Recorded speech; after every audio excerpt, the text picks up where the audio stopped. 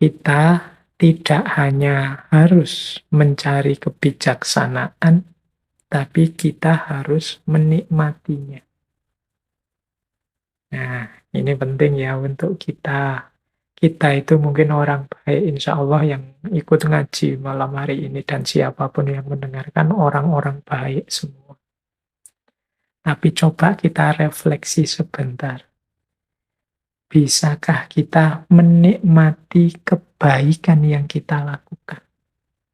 Ya kalau itu bentuknya kebijaksanaan berarti bisa enggak sih kita menikmati kebijaksanaan kita? Menikmati itu kan berarti kita bahagia, kita senang, kita merasa nyaman, merasa enak menjalankan. Bahkan ingin terus. Orang yang bisa menikmati itu kan ingin terus-terusan begitu. Saya ingat kalau dalam Islam ada hadis-hadis yang menggunakan redaksi halawatal iman. Halawatal iman itu manisnya iman. Orang yang level keimanannya sampai pada rasa manis. Nah, ini berarti orang yang beragama tidak hanya terpaksa atau tidak hanya karena pamrih-pamrih tertentu. Tapi karena dia merasakan indahnya, merasakan nikmatnya, merasakan enaknya.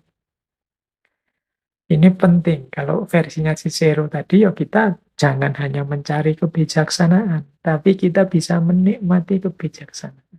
Banyak orang yang melakukan kebaikan, termasuk melakukan kebajikan dan kebijaksanaan, tapi dia belum bisa menikmatinya. Sehingga kebaikan yang dia lakukan, kebijaksanaan yang dia lakukan, itu rasanya berat. Dia merasa ini semacam pengorbanan, dia merasa ini semacam perjuangan berat. Misalnya kita membantu orang, terus ini membantu, ini rasanya berat sekali. Sebenarnya eman saya itu masih butuh, tapi ya kalau tidak bantu gimana? Ini kan ada beratnya. Beda dengan orang yang bisa menikmati. Setelah berbagi justru kita merasa lega, merasa senang, merasa gembira. Ini namanya bisa menikmati. Kebijaksanaan juga begitu. Kalau kita tidak sampai pada level menikmati kebijaksanaan, ya kita akan sangat berat mencari dan menghidupkan kebijaksanaan itu. Mungkin kita merasa bahwa hidup kita ini rasanya kok ndak ada santainya. Disuruh ini, disuruh itu, melakukan kebaikan ini, kebaikan itu. Kapan waktu saya menikmati diri saya sendiri? Kapan aku senang-senang sendiri? Padahal kalau dia kebaikan-kebaikan yang dia lakukan tadi nyampe ke level kenikmatan, ya kenikmatannya, santainya, istirahatnya, gembiranya justru pada saat melakukan kebaikan itu. Jadi bukan, wah saya sudah melakukan kebaikan, sekarang saatnya istirahat, senang-senang. Loh, kalau orang nyampe kebaikannya di level menikmati, senang-senangnya tadi pada waktu menjalankan kebaikan itu. Jadi dia tidak butuh lagi nambah-nambah waktu untuk senang-senang. Kalau masih butuh banyak waktu untuk senang-senang, jangan-jangan. Ya ini tidak nuduh. Jangan-jangan itu kan bisa ya, bisa enggak. Jangan-jangan kebaikan yang kita lakukan levelnya masih level terpaksa atau tuntutan kewajiban atau kebutuhan. Nah, ini penting kita refleksi, introspeksi, aku sudah bisa apa belum menikmati kebijaksanaan, menikmati kebaikan. Biar tidak berat rasanya. Nah, itu pelajaran pertama tentang kebijaksanaan. Pelajaran kedua, ini ada satu kalimat pendek yang terkenal sekali dari Cicero, yaitu Dum spiro spero. Artinya, saat aku bernafas, aku berharap. Kata-kata saat aku bernafas, aku berharap. Ini menyemangati kita sebenarnya selama kita masih bernafas, masih hidup, kesempatan kita, harapan kita tetap masih ada. Jangan putus asa. Seburuk apapun situasinya, sepahit apapun situasinya, dum spiro spero. Selama aku masih bernafas, aku masih berharap. Masih ada harapan. Tidak usah khawatir. Ya sudah, kalau sudah mati Pak, ya sudah mati ya, innalillahi. Kembali ke Allah. Ke ranah yang lebih tinggi yang hanya Allah yang tahu. Jadi, mari kita tidak kehilangan harapan, tidak putus asa. Saya membaca hari-hari ini banyak sekali kalimat-kalimat keputusasaan. Kalimat-kalimat merasa bahwa kebahagiaan itu sudah selesai, tidak mungkin hadir lagi. Dum spiro spero. Selama nafas kita masih ada, harapan semoga tetap hidup. Itu rumus yang terkenal sekali dari Cicero. Ada lagi kalimat yang terkenal sekali, kebijaksanaannya Cicero, non nobis solum nati sumus. Artinya, kita dilahirkan tidak hanya untuk diri kita sendiri. Nah, quotes ini artinya ya kebijaksanaan hidup kita harusnya sadar bahwa kita ini hidup tidak untuk diri kita sendiri. Ada banyak amanah, ada banyak tugas yang harus kita lakukan. Yang itu tidak hanya untuk kepentingan kita, tapi juga di situ masuk kepentingan sesama, bahkan juga kepentingan semesta. Maka kita jangan egois. Kelebihan-kelebihan yang dianugerahkan oleh Tuhan pada kita, itu sebenarnya tidak untuk kita nikmati sendiri, tapi di balik itu ada titipan untuk ngajak-ngajak yang lain berbagi kenikmatan dengan yang lain. Non nobis solum nati sumus. Kita dilahirkan tidak hanya untuk diri kita sendiri. Ini teman-teman menangkapnya mesti mudah ya, karena kita ini makhluk sosial yang hakikatnya tidak bisa hidup sendirian, selalu membutuhkan orang lain, dan orang lain juga membutuhkan kita. Maka jangan egois, mikir diri sendiri, dan juga jangan terlalu altruistik, mikir orang lain saja, dirinya dilupakan. Ya dua-duanya dipikir, diri kita ya orang lain. Karena kita dilahirkan tidak hanya untuk diri kita sendiri. Kemudian ada lagi esse quam videri.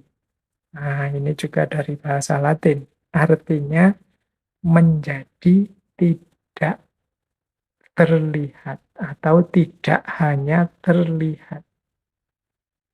Ini maksudnya menjadi tidak hanya terlihat itu, yuk dalam hidup ini mari melakukan kebaikan, mari memperbaiki diri, mari meningkatkan kualitas diri kita, hidup kita. Tidak harus peduli apakah orang lain tahu atau tidak. Apakah orang lain mengakui atau tidak. Jangan sebaliknya. Terlihat saja tapi tidak ada perubahan apa-apa. Hari ini kita menyebutnya pencitraan. Ini kebalikannya. Kalau tadi menjadi tetapi tidak terlihat, ada yang terlihat tapi tidak menjadi. Kelihatannya kok bagus, kelihatannya kok indah, kelihatannya kok mengesankan. Tapi ternyata sama saja dengan dulu. Nah, itu berarti terlihat tapi tidak menjadi. Hidup kita rumusnya harus dibalik. Mari kita jadi lebih baik, lebih baik, lebih baik terus-menerus meskipun orang tidak tahu, meskipun orang tidak melihat, meskipun orang tidak mengakui, meskipun orang tidak peduli dengan situasi kita. Nah, jadi ini beberapa kalimat-kalimat pendek kebijaksanaan yang populer sekali dari Cicero. Yaitu saat aku bernafas, aku berharap. Kita dilahirkan tidak hanya untuk menjadi diri sendiri.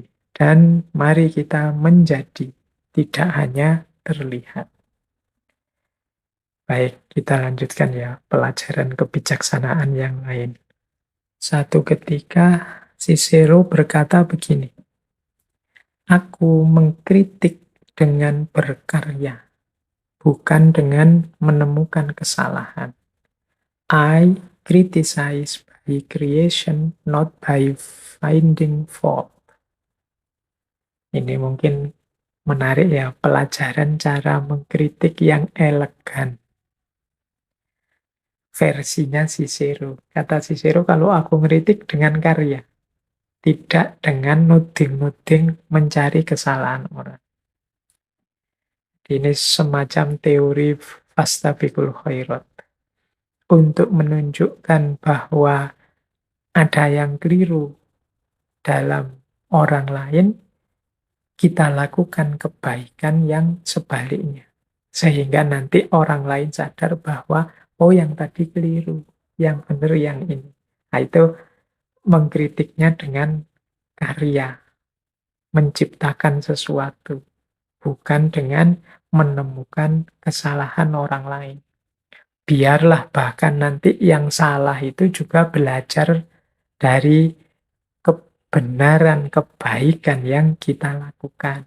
Jadi orang terus sadar sendiri, oh ternyata aku salah, lebih bagus yang itu loh, lebih baik yang itu loh. Nah, meskipun yang itu ndak nuding-nuding kesalahan kita, ndak nunjuk-nunjuk kesalahan kita, tapi kita yang salah sadar sendiri begitu mendengarkan dia atau melihat dia.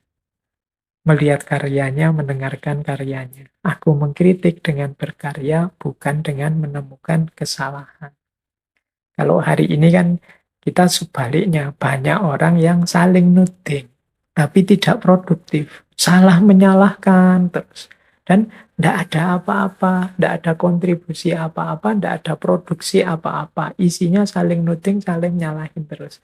Nah itu namanya bukan mengkritik dengan karya, tapi mengkritik dengan nuding. Ya mungkin pada akhirnya ditemukan kebenaran, tapi biasanya muncul efek-efek samping. Mungkin kehilangan teman, mungkin persatuan yang pecah, dan lain sebagainya. Tapi saling belajar dengan masing-masing berkarya, itu akan lebih produktif. Nah ini yang saya pahami dari kalimatnya Cicero, aku mengkritik dengan karya, bukan dengan menemukan kesalahan. Ini juga menurut saya sejenis kebijaksanaan. Karena kadang-kadang kita itu kalau mengingatkan orang lain dengan cara tunjuk langsung, hasilnya orangnya sakit hati, akhirnya muncul gengsinya, dia malah tidak mau berubah. Problem lama tidak selesai, problem baru muncul, kita kehilangan teman, kita berhadapan dengan masalah baru, mungkin orangnya terus jadi tersinggung, lapor polisi, kita dilaporkan pencemaran nama baik, wassalam, sudah. Tambah tidak karu-karuan masalahnya. Maka mungkin tips dan petunjuk dari Cicero ini penting. Aku mengkritik dengan karya. Berkaryalah dengan cara lebih berkualitas yang bisa menampakkan mungkin karya yang lain yang ada salah-salahnya. Sehingga orang nanti sadar sendiri bahwa, oh ini lebih baik. Oh cara berpikir ini lebih benar. Oh pandangan semacam ini lebih bertanggung jawab. Nah, itu lebih enak daripada kita nabrak langsung gagasan orang yang berbeda. Baik, ini sebenarnya masih banyak wawasan-wawasan wong bukunya Cicero itu beberapa diterjemah juga tebal-tebal, karya-karyanya sampai 800-an lebih. Ini agak sulit kalau kita hanya ramu di satu sesi pertemuan seperti malam hari ini. Tapi ya malam hari ini kita gembira saja, kita loncat kiri, loncat kanan, cari yang sekiranya menarik, kita bahas itu saja. Tidak ada rumus apa-apa. Kita gembirai ide-ide, gagasan-gagasan luar biasa dari Cicero ini. Baik, baik, kita lanjutkan sekarang tentang kesalahan manusia.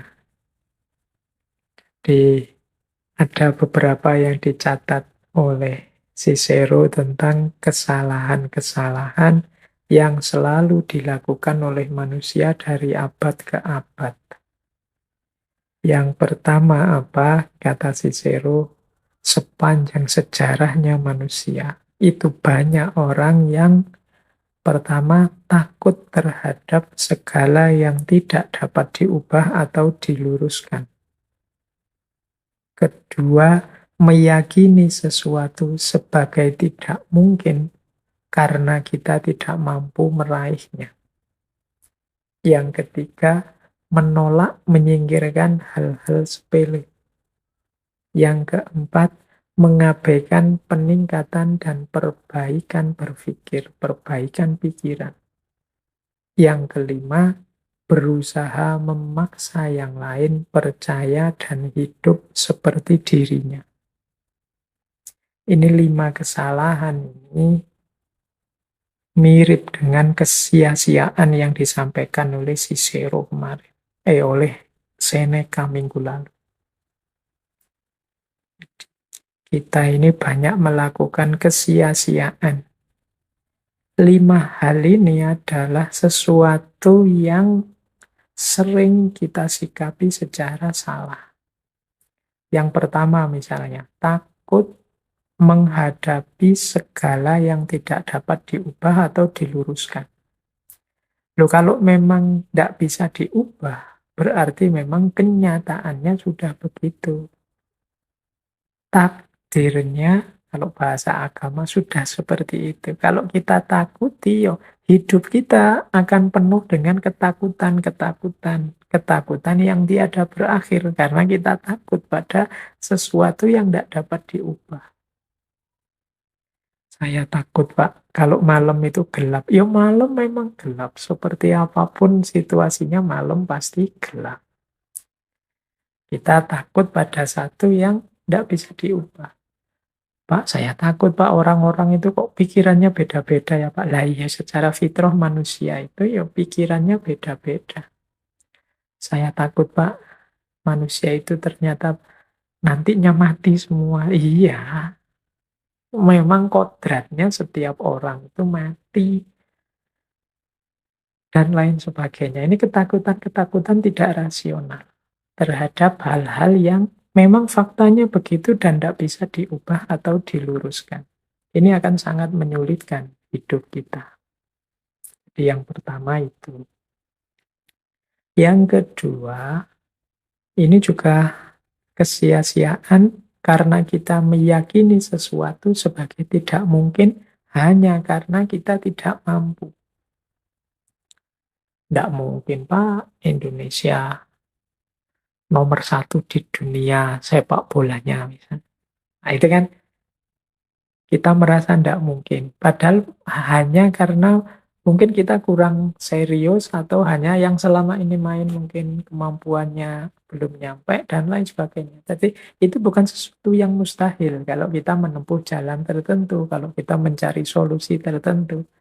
Tapi kita sudah terlanjur apatis meyakini sesuatu sebagai tidak mungkin. Padahal mungkin itu mungkin saja. Hanya saja kita kurang serius.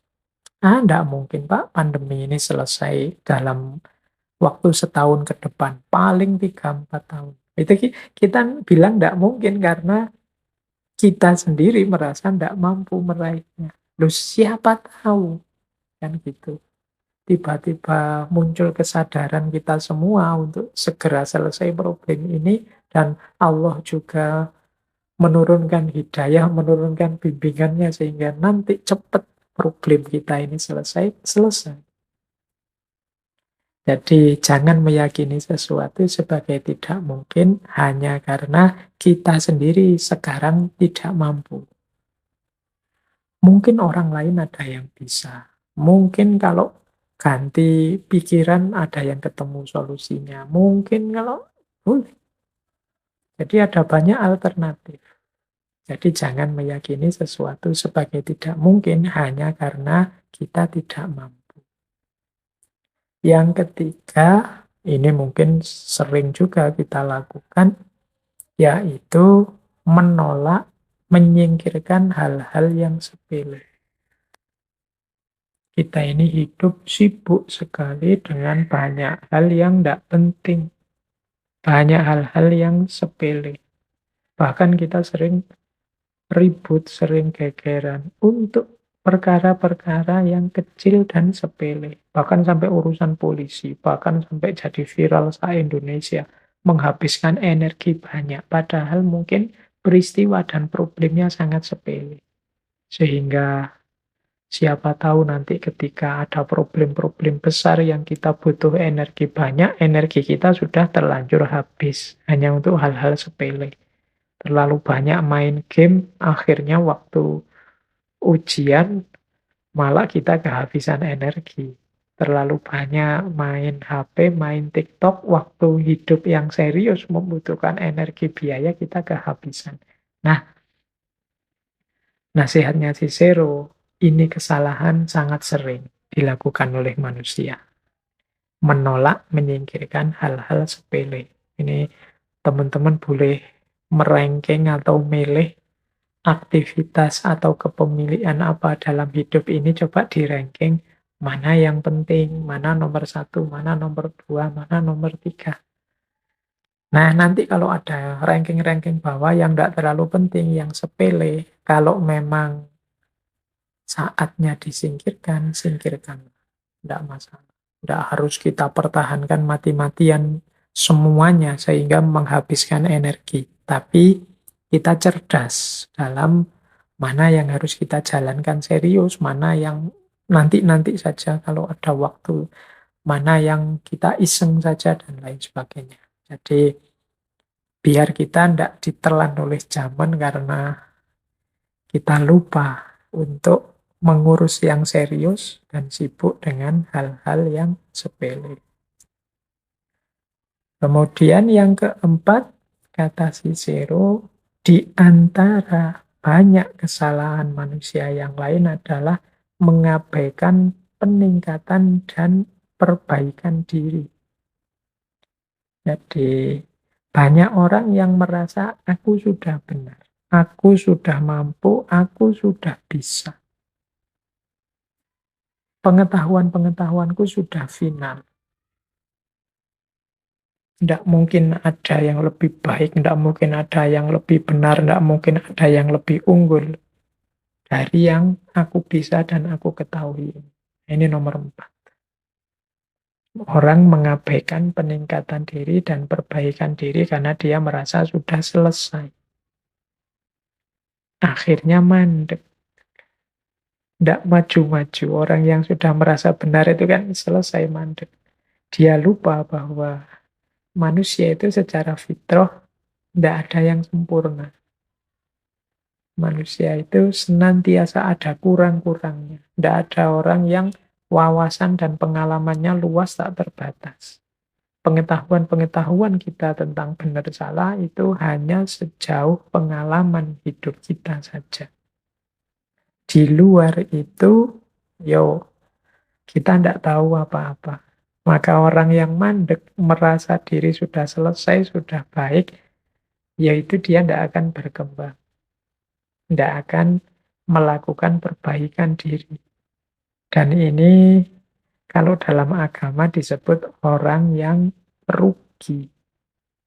Orang mandek itu kan orang rugi. Nanti ada orang yang terlaknat. Orang terlaknat itu malah orang tambah lama tambah jelek. Tidak lebih baik dari hari ini, tapi bahkan lebih jelek dari hari ini.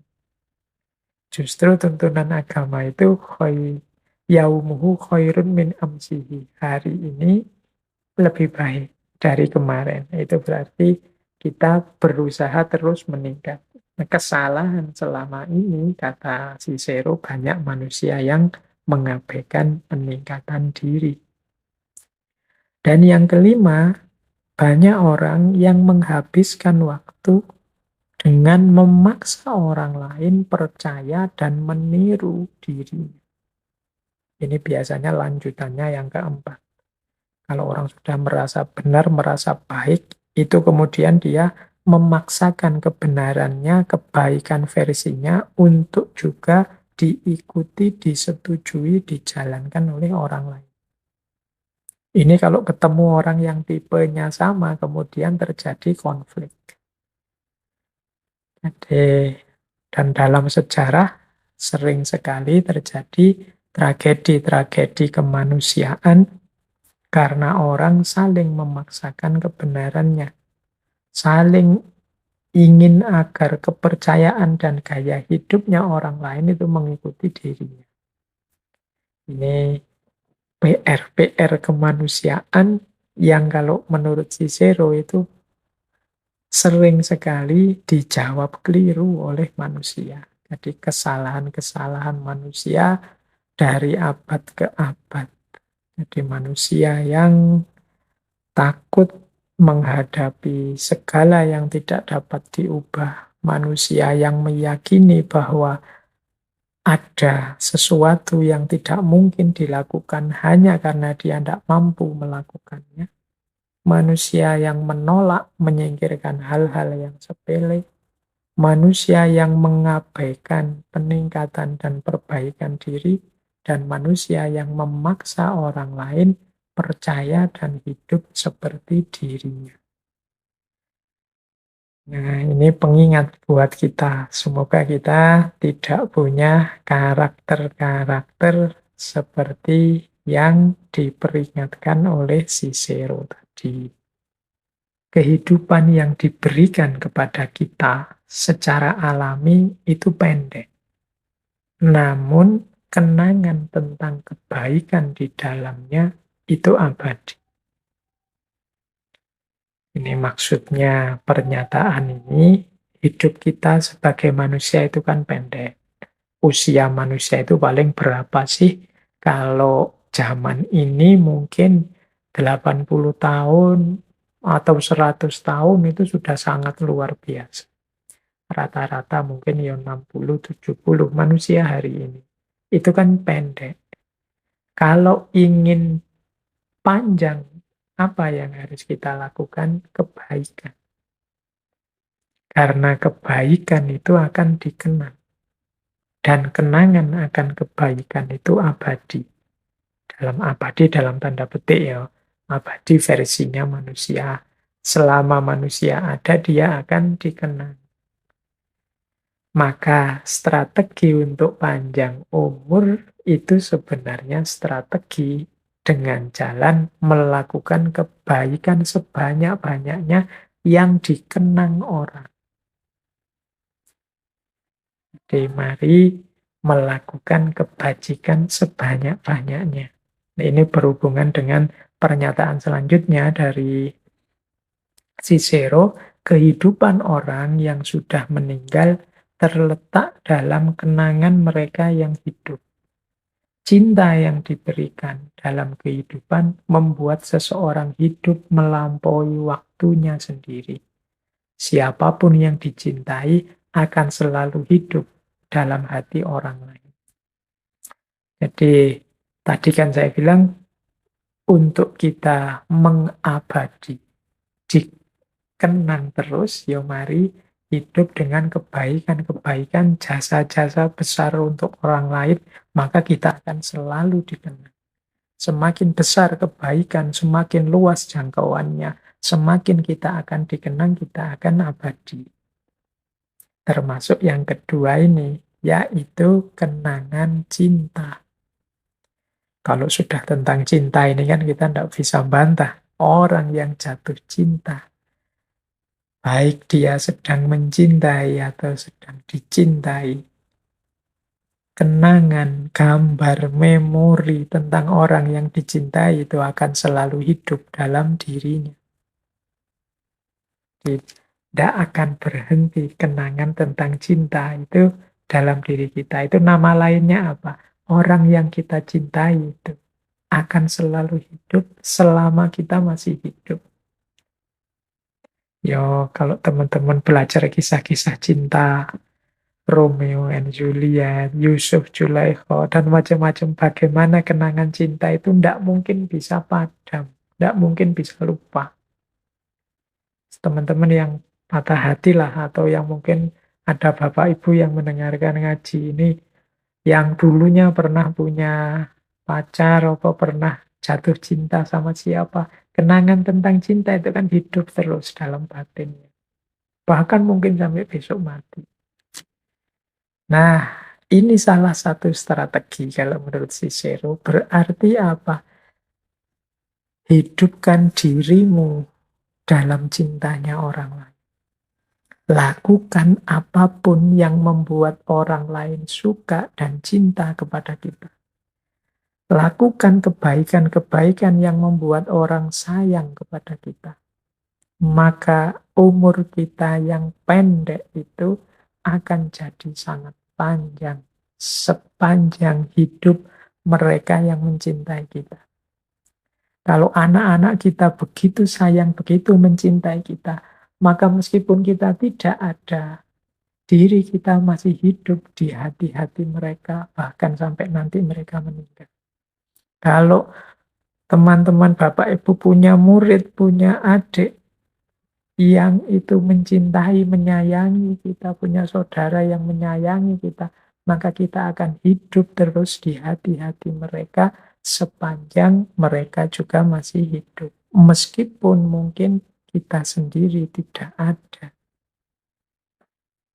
Di ini kalau dalam filsafat kan dikenal namanya ada problem kelangkaan. Problem kelangkaan itu di antara kegelisahannya manusia adalah umurku ini pendek. Aku hari ini ada, mungkin 10-20 tahun lagi sudah tidak ada. Aku sekarang kuat, besok akan lenyap. Nah, untuk mengatasinya ternyata kalau menurut Cicero, ya lakukan saja kebaikan, kebajikan sebanyak mungkin sehingga menimbulkan rasa cinta, rasa sayang, rasa hormat orang pada kita. Maka saat itulah pendeknya usia sudah tidak lagi jadi masalah. Karena kita akan terus hidup di hati mereka yang mencintai kita.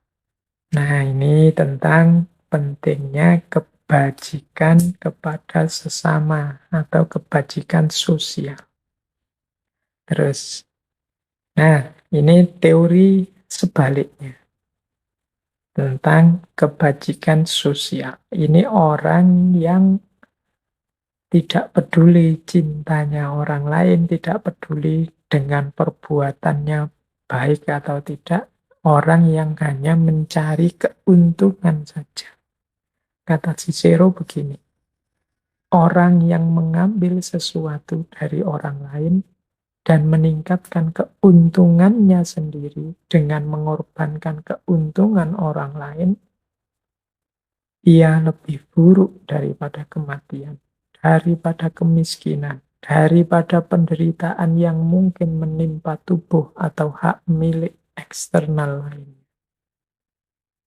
Jadi kalau ada orang yang memposisikan orang lain hanya sebagai jalan untuk keuntungannya sendiri, yang mengorbankan orang lain untuk kesenangannya sendiri, orang ini, kata Cicero, lebih buruk daripada kematian, lebih buruk daripada kemiskinan, lebih buruk daripada penderitaan. Ya bahasa lainnya nih, orang yang sangat-sangat buruk. Orang yang tidak memikirkan kebaikan orang lain, orang yang tidak menjalankan kebajikan tapi hanya mencari keuntungan. Kata Cicero, rumusnya orang hidup itu tidak begitu. Kata Cicero, alam dengan hukumnya menetapkan bahwa seorang manusia harus bersedia mempertimbangkan kepentingan orang lain, siapapun ia, dengan alasan mendasar, yakni karena ia adalah manusia. Jadi hukum alam ini, sunnatullah dalam kehidupan di muka bumi ini, tentang kehidupan antar manusia, ya setiap orang tidak boleh cuek, tidak boleh abai terhadap kepentingan yang lain. Saling menghargai, saling menghormati, tidak saling mengganggu, tidak saling menipu, memanipulasi. Setiap orang dengan kepentingannya sendiri, dengan tujuan-tujuan, dengan keinginannya sendiri, ya kita tidak boleh mengambil keuntungan atau mengorbankan yang lain hanya untuk keinginan kita. Mengapa tidak boleh? Karena kita dan mereka sama-sama manusia. Karena sama-sama manusia, sangat tidak terpuji kalau kita merugikan dia hanya untuk kepentingan kita. Rasa sakitnya sama kalau dibalik orang lain merugikan kita hanya untuk kepentingannya. Nah, itu kan kita mesti rasanya sakit luar biasa. Oleh karena itu, biar tidak terjadi saling sakit menyakiti, yuk antar sesama ini tidak saling mengobjekkan, tidak saling mencari keuntungan sendiri-sendiri. Tapi yang kita lakukan bersama adalah saling membantu, saling mendukung, saling mencapai keinginan, kebahagiaan bersama-sama. Tidak hanya kesenangan kita sendiri. Jadi, rumus kebajikan sosial itu yang paling dasar adalah aku manusia, dia manusia, mereka manusia. Jadi tidak harus lebih dulu. Kadang-kadang kan kita itu melihat orang itu labelnya dulu. Ini orang ini dari kelompok mana, orang ini aliran apa, orang ini grupnya siapa. Begitu kita tahu dia beda dengan kita, alirannya, kelompoknya, grupnya, biasanya kemudian kita anggap dia tidak sama dengan aku. Kita lupakan status manusianya, kita anggap dia dalam tanda petik seperti bukan manusia. Dan kita merasa bebas menyakitinya, kita bebas mencacinya, kita merasa bebas menjelek-jelekkan, menjatuhkannya. Kita lupa golden rule. Dalam golden rule itu aturan emas dalam dunia moral akhlak, bahwa jangan lakukan apapun yang kalau dilakukan padamu engkau tidak mau. Tapi karena kita tidak menganggap mereka manusia selevel kita, akhirnya kita pun berlaku zalim, merusak pada mereka, hanya mencari keuntungan kita dan mengorbankan mereka. Nah, ini kebalikan yang tadi.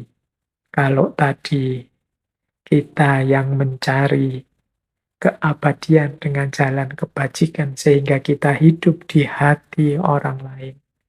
Kalau ini sebaliknya, mungkin kita masih hidup, umur kita panjang pun orang nyumpah-nyumpah ingin kita segera berlalu, ingin kita segera tidak ada lagi.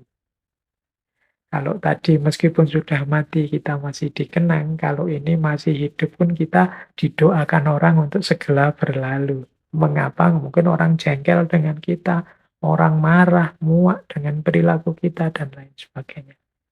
Jadi ada dua rumus yang berhubungan dengan kebajikan sosial. Yang satu, bagaimana caranya agar umur kita lebih panjang dari yang kelihatan secara faktual. Dan yang kedua, bagaimana agar kita tidak memposisikan orang lain hanya untuk keuntungan kita saja, kenikmatan hidup kita saja. Oke, baik, kita lanjutkan lagi ya. Ada beberapa prinsip yang berhubungan dengan keadilan. Keadilan itu, kata Cicero, adalah perekat masyarakat dan hukumlah yang menegakkannya.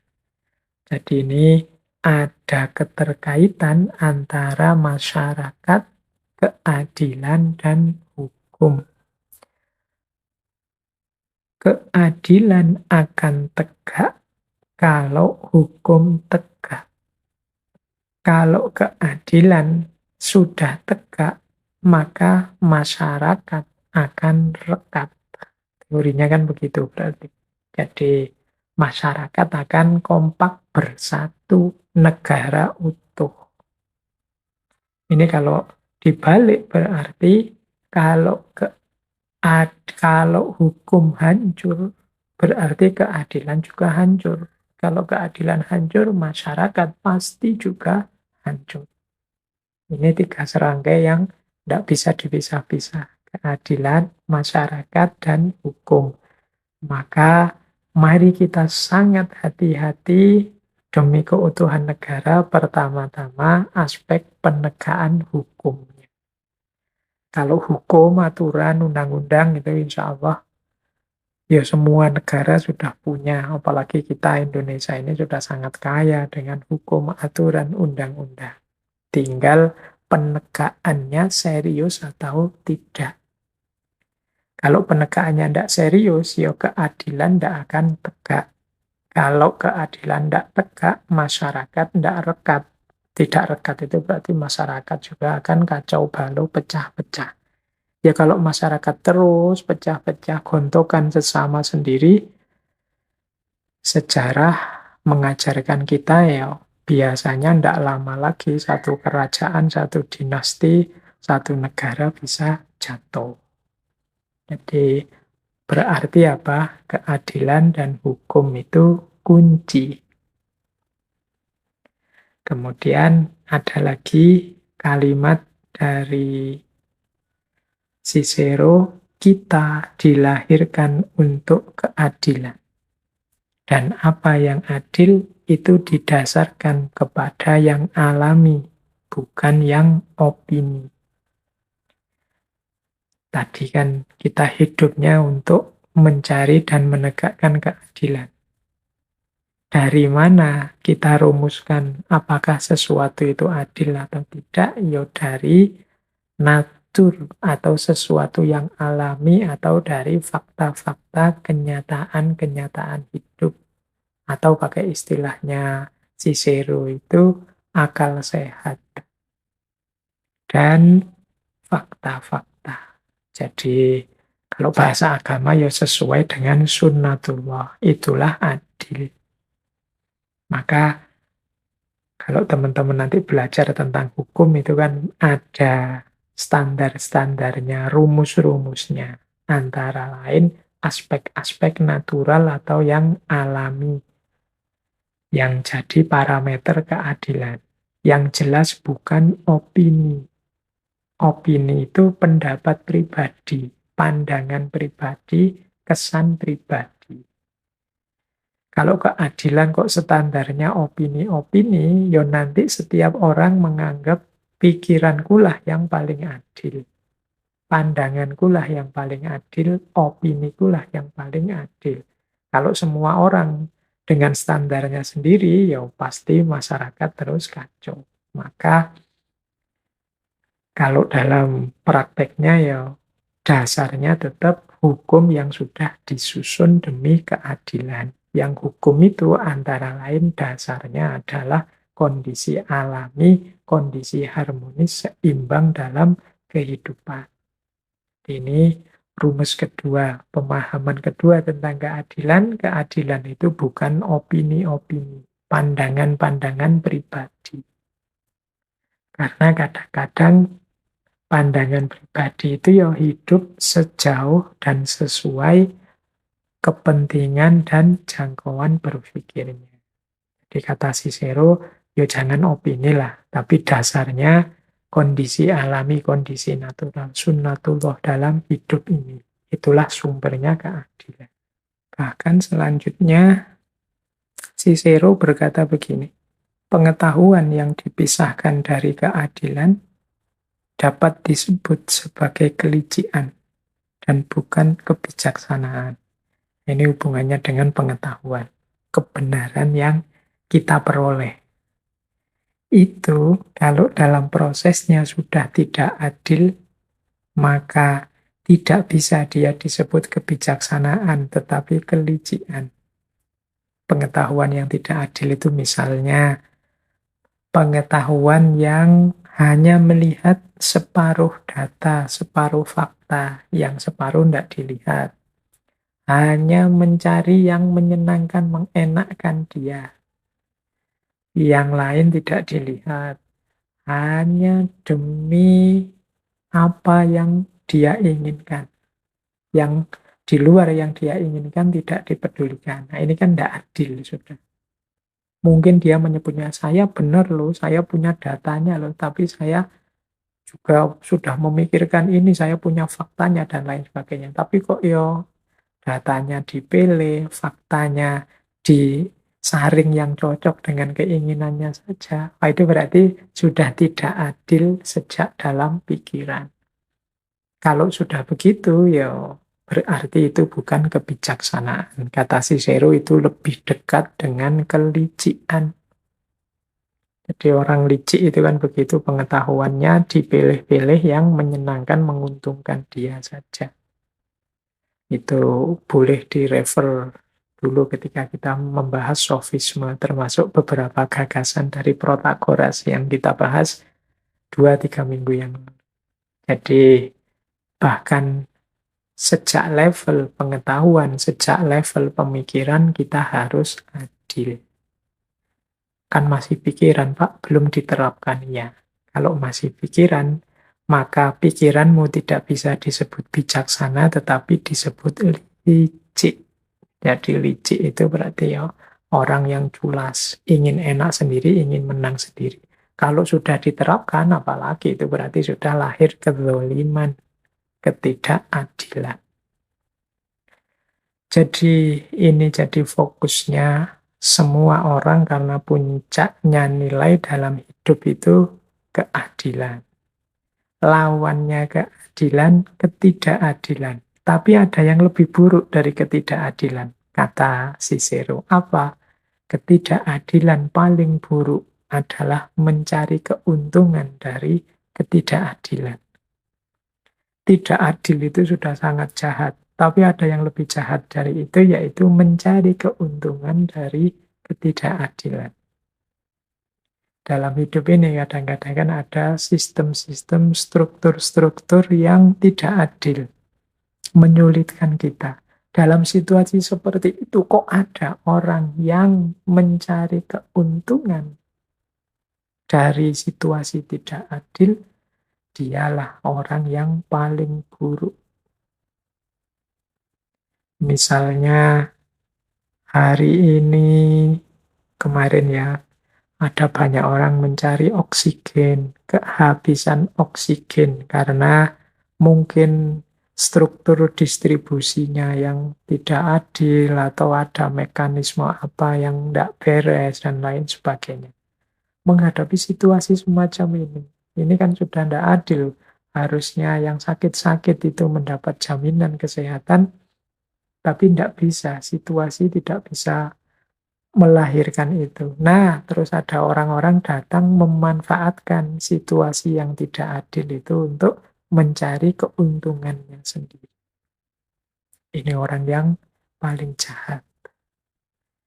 Jadi itu ketidakadilan yang paling buruk.